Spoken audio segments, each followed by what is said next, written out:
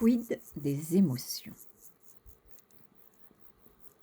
Les émotions sont des vagues. Les émotions sont de l'eau. Les émotions sont de l'eau faite vague. Comme toutes les vagues, elles déferlent. Certaines viennent se fracasser, bouillonnant avec colère contre les falaises. D'autres viennent mourir tristement sur la plage, pleurant ce qu'elles perdent. Et d'autres, agitées, chahutent, apeurées par l'inconnu.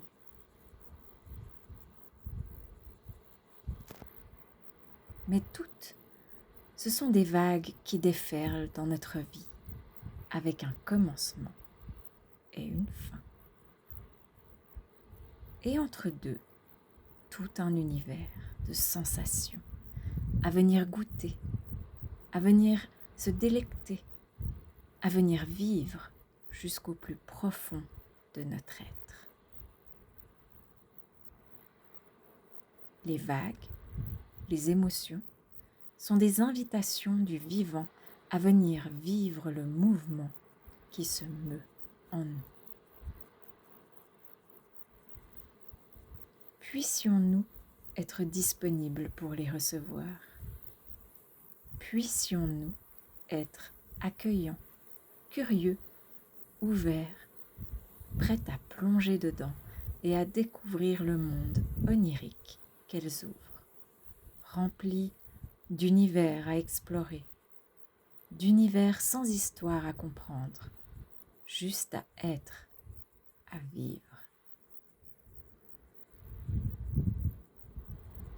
L'invitation est de plonger dans l'émotion, pas dans les histoires qui veulent se raconter au sujet de ce qui est vécu, mais de plonger dans l'expérience elle-même. Venir sentir dans le corps où se situe l'émotion. Comment est-ce qu'elle est? De quoi est-elle faite?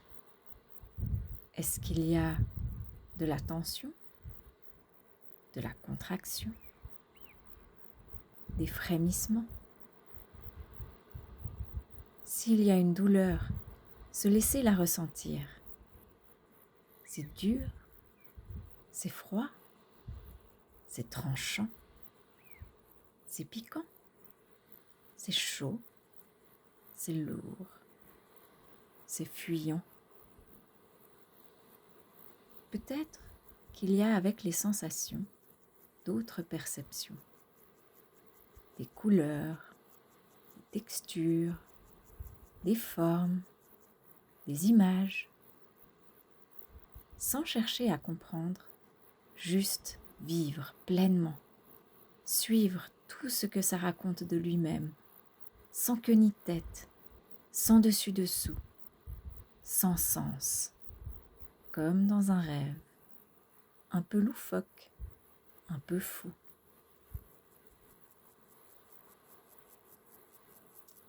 Se laisser transporter, se laisser voyager, se laisser être avec, jusqu'à que quelque chose trouve son plein épanouissement, sa complète réception, son total contentement. Ne pas souhaiter que la vague se retire, la laisser se déferler, se rouler avec elle, s'écumer, se fracasser, s'accomplir jusqu'au bout, être le mouvement qui est le sien.